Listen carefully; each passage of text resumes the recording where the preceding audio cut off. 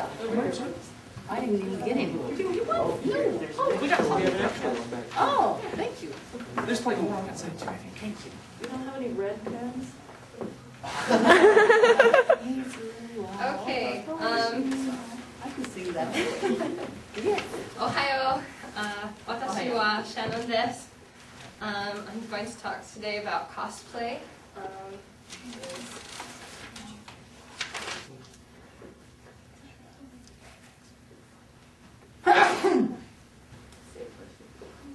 Cosplay. It's actually a contraction of the English words for costume and play. And I just took the first two syllables from each word, so cosplay.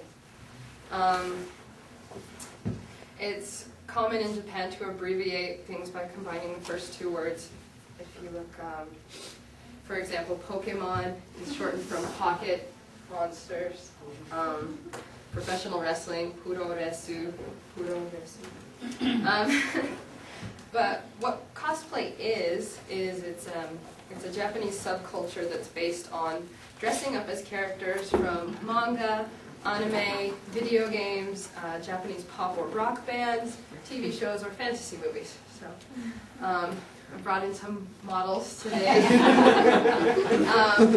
We're all in a group that actually does this at several conventions across the country.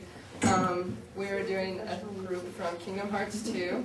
So I'll go ahead and pass this around and see if you guys can pick out some of the characters that we're dressed as. The modern definition for cosplay, it started in 1984 at, let's see, it was, sorry, I have it all written down here. It was the Worldcon is what it was. It was a sci-fi fantasy convention. This is where the phrase came from. But the modern definition has kind of evolved into just me wearing a costume.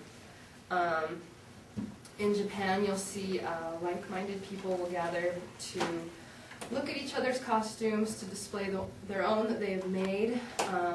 They will take lots and lots of pictures, and there are almost always costume contests. There are some similar events here in the United States. It's become a lot more popular. I've brought some of the costumes that I've made or used in various conventions or for various events. This one, they'll even do like movies and stuff. So this one's from Lord of the Rings. It's just like a little, yeah, it's a tunic from one of the elves. We also have popular shows like Naruto that people will dress up as. Let's see. They also will go to more fancy, formal stuff. Sorry, this will take me a second to pull out. This one was entered in an actual costume contest. It's based on a traditional kimono, but it's actually a design that came from a clamp series called Tsubasa.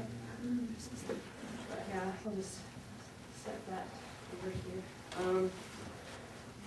But yeah, you can, they do it from several different series. Anything that people are fans of, that they really like, they'll make costumes for.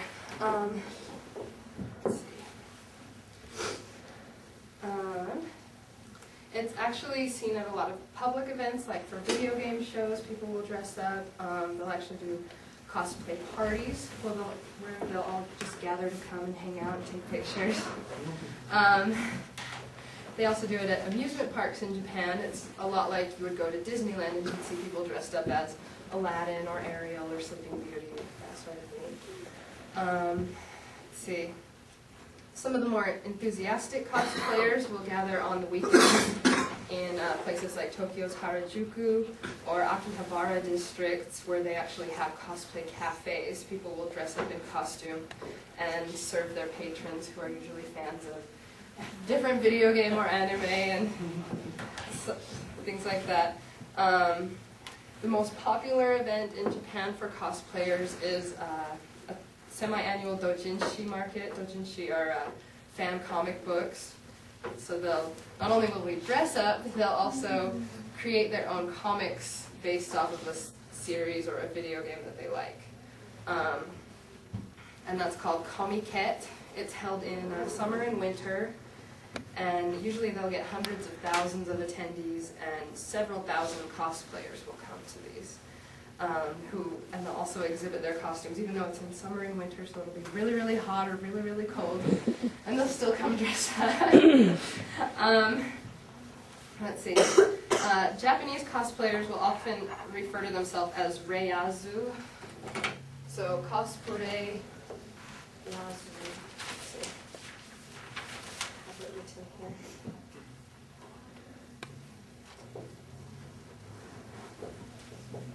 So cosplay yazu. They just took the last part. Reiazu. Which doesn't make a whole lot of sense in English, but it'd be like layers, cosplayers. But that's what they refer to themselves as. And those who photograph the cosplayers are called kameko, which is short for kamera kozo, or camera boy. It's also become a lot more popular to branch out from just anime and video games to do non-Japanese fantasy or sci-fi.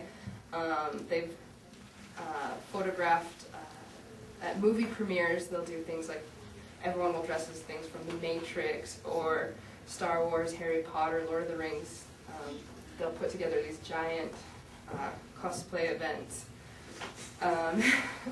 It's actually become more popular here because I'm sure a lot of you have seen the line parties that people do where they're dressed as Star Wars characters and getting ready 2 or 3 weeks in advance of the movie. Try wandering around a Star Trek convention. Yeah, Star Trek conventions.